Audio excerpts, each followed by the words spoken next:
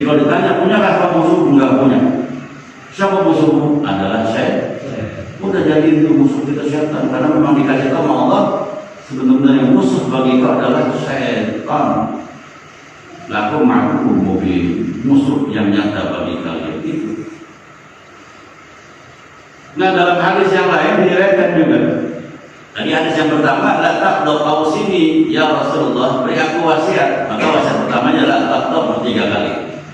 Tapi hadis yang kedua ini, yang persamaan daripada hadis yang ke-16 ini, datang seorang kepada Rasulullah, saya berkata, ya Rasulullah, alimni amalan yudkhilunil jannah.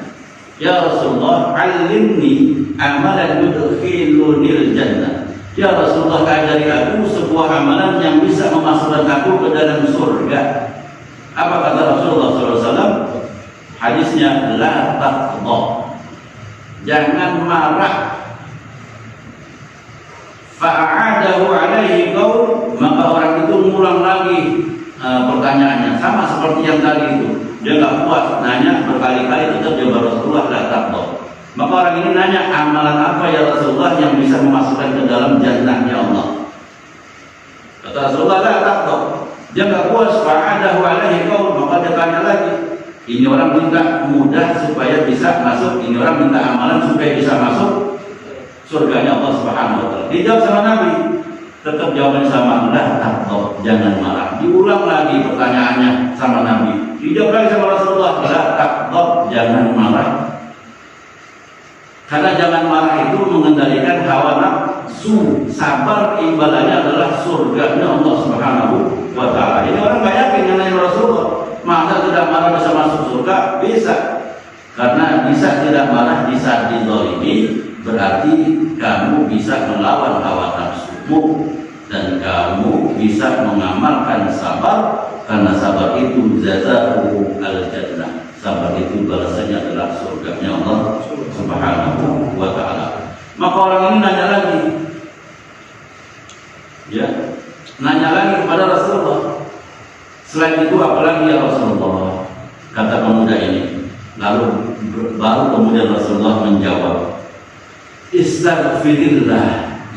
Setelah la taqdha, kata Rasulullah, istaghfirillah, beristighfarlah kamu, kata Allah, memohon ampunan kepada Allah Subhanahu wa taala. Diterusin Rasulullah, qabla salatil asr, minta ampunlah kau kepada Allah Subhanahu wa taala sebelum kau sholat asar.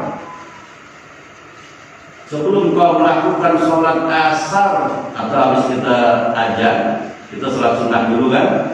Habis sholat sunnah baca istighfar sebelum kita sholat asar. Nanya ini sahabat, berapa kali ya Rasulullah? Kata Rasulullah, 70 marrah, 70 kali kau baca. Sudah dikasih 70 kali, nanya lagi, apa manfaatnya Rasulullah? Kata Rasulullah, yukaffiru anka dhunuba 70 amman. Kalau kau baca 70 kali sebelum kau sholat asar, maka dosamu selama 70 tahun diampuni Allah Subhanahu wa taala. Masya Allah, luar biasa. Kalau nggak ngaji nggak mungkin dapat ilmu. 70 tahun sebelum sholat asar. Kemudian orang ini bertanya lagi setelah dikasih tahu Rasulullah, masih belum puas. Fa'in lam ta'ti ala dhunub 70 amman.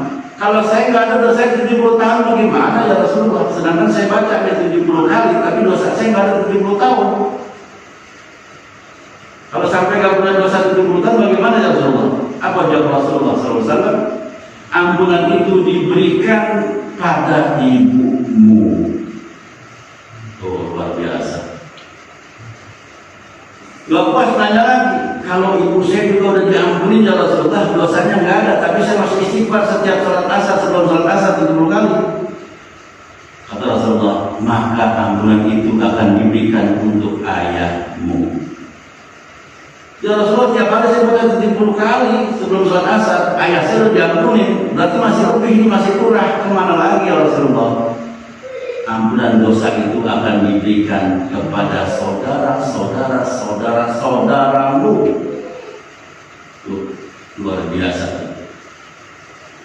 Jadi kita baca istighfar 70 kali sebelum sholat asar, diampuni kita, masih lebih dilimpahkan kepada orang. Jadi orang yang istighfar minta ampun sama Allah nggak ada ruginya. Kalau kurang ampunannya, orang ini sudah diampuni masih lebih ampunannya kurang, maka ampunan itu lari ke ibunya. Jadi bisa mengampuni dosa ibunya. Kalau masih berlebih lagi ampunan itu, maka turun ke ayahnya. Masih lebih lagi, maka turun ke saudara-saudaranya. Maka dari itu apa yang dikatakan oleh Nabi kita Muhammad SAW, lakukanlah, amalkanlah. Sayang kalau kita tidak melakukan. Gampang kok, ya. Sebelum sholat asar, 70 marrah, 70 kali. Astaghfirullahaladzim, astaghfirullahaladzim, astaghfirullahaladzim. 70 kali. 70 tahun dosa kita diampuni oleh Allah. Tiap sore kita baca sebelum asar, astaghfirullahaladzim, astaghfirullahaladzim. Diampuni dosa kita lebih, maka diampuni ibu kita. Tiap kali kita baca astagfirullahaladzim, udah diampuni ibu kita, lebih diampuni ayah kita. Baca terus astagfirullahaladzim tiap mau sholat asar, lebih maka saudara-saudara kita tuh, kakak kita, adik kita yang pada bengong yang kagak kena hidayah, itu diampuni oleh Allah Subhanahu wa Ta'ala. Mudah-mudahan mendapatkan hidayahnya Allah Subhanahu wa Ta'ala. Maka nggak ada ruginya. Ya, kalau kita nggak bisa baca astagfirullahaladzim, boleh baca Rabbighfirli warhamni wa tub alayya. Nggak bisa, udah yang penting sifatnya sigat istighfar, minta ampun, minta maaf kepada Allah Subhanahu wa Ta'ala. Udah sebanyak astagfirullah, boleh terserah astagfirullahaladzim. Silahkan apa yang kita bisa baca 70 kali, maka dapat ampunan daripada Allah Subhanahu wa Ta'ala. Masih semangat ya? Karena persamaan hadisnya masih banyak. Hadisnya 16 itu. Dan diriwayatkan dari Sayyidina Anas bin Malik, datang seorang kepada Rasulullah SAW. Ya Rasulullah, yang paling dahsyat itu apa sih? Di sahabat tanya, ya Rasulullah, yang paling dahsyat apa sih? Apakah tsunami? Apakah banjir bah? Apakah gempa?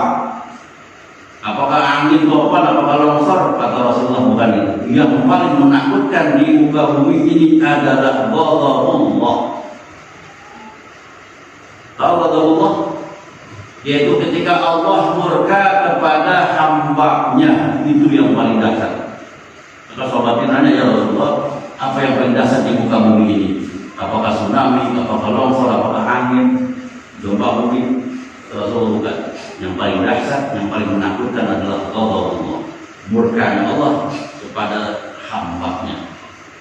Kalau kau dimurkai Allah, itulah yang paling menakutkan. Maka ketika orang ini yang nanya ini tahu bahwa murka Allah itu bahaya, maka ini nanya lagi, Rasulullah, ya Rasulullah, kalau memang murka Allah ini sangat dahsyat, fama an najahu minhu ya Rasulullah, kata orang ini.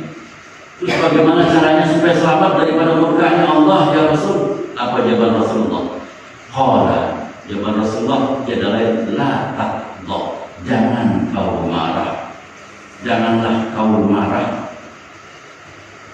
Janganlah kau marah supaya kau tidak mendapatkan amarahnya Allah Subhanahu wa Ta'ala.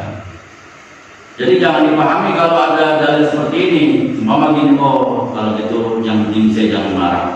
Maksiat ini boleh, maksiat itu boleh, yang penting saya jangan. Bukan seperti itu. Tetap maksiat dilarang oleh Allah Subhanahu wa Ta'ala. Perintah Allah lakukan, larangan Allah tinggalkan. Setelah itu jangan lakukan marah. Gitu. Kalau pemarah nanti ujung-ujungnya perbuatan maksiat akan lebih banyak. Tapi ketika kita tidak marah, belajar melawan hawa nafsu, maka nafsu yang lain bisa kita lawan. Karena nafsu yang paling besar ya bisa lawan hawa nafsu. Kalau hawa nafsu ini bisa kita lawan, ya, karena hawa nafsu ini tergolong nafsu yang paling besar. Kalau itu kita bisa tundukkan, apalagi nafsu-nafsu yang kecil-kecil lainnya. Kemudian ketika kita bisa marah, kita tidak marah, kita tahan. Kita sedang belajar bersabar. Kalau kita sabar, kita bisa naik ke derajat yang mulia. Maka kita bisa selamat daripada murkanya Allah Subhanahu